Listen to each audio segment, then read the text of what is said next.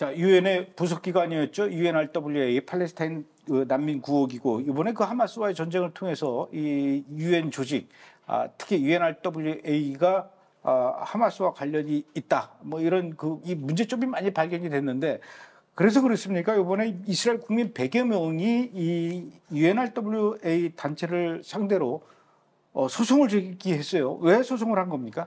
그러니까 소송을 제기한 원고 측은 10월 7일 테러 피해자 유족들이에요. 101명이. 피해자죠. 당연히 소송 제기해죠.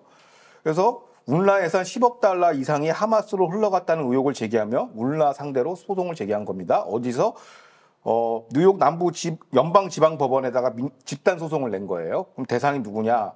울라 단체장인 필랍 라자나니 사무총장, 그리고 여기에 조력한 간부 7명 상대로 이제 집단 민사소송을 제기했죠. 그럼 소장에 뭐라고 나와 있냐? 울라 소속 교사들이 울라에서 학교에서 이제 하마스가 승인한 교과를 사용하면서 팔레스타인 어린이들이 유대인 이스라엘에 대한 폭력과 증오를 지지하도록 학살을 가리켰고, 하마스의 대량 학살과 반인도적 범죄, 고문 등을 지원하고 조장한 행위라고 해서 이제 소장을 명시적으로 했죠. 어디냐? 뉴욕 남부 연방지방법원. 이거 중요합니다. 그럼 손배 청구회가 아직은 내용은 적시하지는 않았어요. 그러니까 이제 민사소송으로 이제 먼저 걸겠다라는 것이죠. 미국에서. 그게 이제 핵심입니다. 근데 그걸 미국에다 해요? 예. 오호, 참 특이하네요.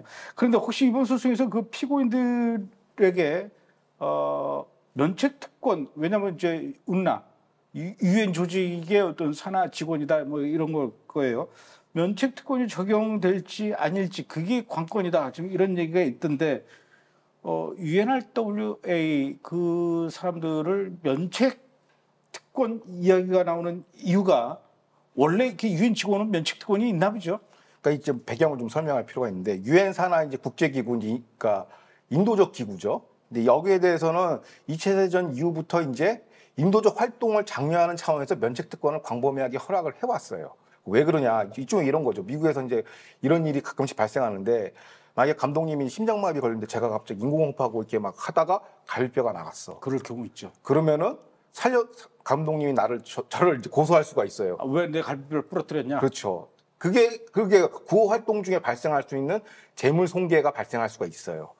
그래서 그 인도적 활동을 장려하기 위해서 면책 특권을 좀 광범위하게 좀 해석을 했고, 국제법상 미국은 이거를 자국의 연방 법률에 이제 승인을 한 겁니다. 유엔 국제기구에서 광범위하게 이거 면책 특권을 허용해 주는 것에 대해서 미국 법상으로도 합법으로 이제 미국 의회에서 합헌을 했습니다. 그런데 왜 아까 그 뉴욕주 법원이 중요하냐면 10월 7일 학살 테러 이후 미 공화당 테드 크루스 의원이 개정안을 발의했어요. 면책 특권을 제한하자. 면책 특권을 그 면책 특권은 뭐 이제 어쩔 수 없이 발생할 수 있는 피해 때문에 하는 건데, 문라는 이게 아니죠. 어쩔 수 없는 피해가 아니라 그러니까 무한대로 풀어줘서는 안 된다. 예, 무한대로 한 게 아니라 문라 같은 경우는 테러를 가담했잖아요. 사실상 지원하고 가담하고 같이 활동하고 사실상 그 외교부 역할을 하고, 그러니까 이거는 테러 세력으로 볼 수 있다라는 거죠. 그래서 면책 예외 조항이 이런 거죠. 이거는 인도적 활동이 아니라 테러 지정 세력이라고 하는 것입니다. 그걸 갖다가 신설 조항을 넣었어요. 미 의회에서.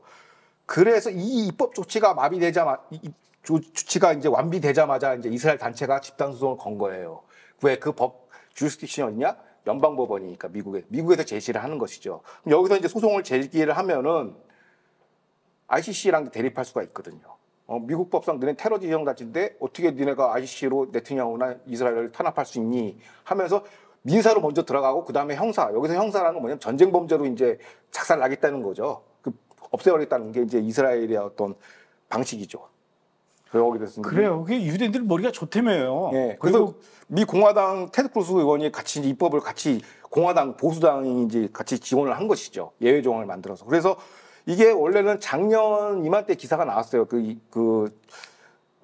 개정안을 발의한다고. 근데 그게 발의되자마자 이제 바로 이제 클래스 액션 로스트이 이제 들어간 것이죠, 이번에. 잘하고 있네. 예. 이제 이제 약간 공세로 전환한 것 같아요, 이스라엘이.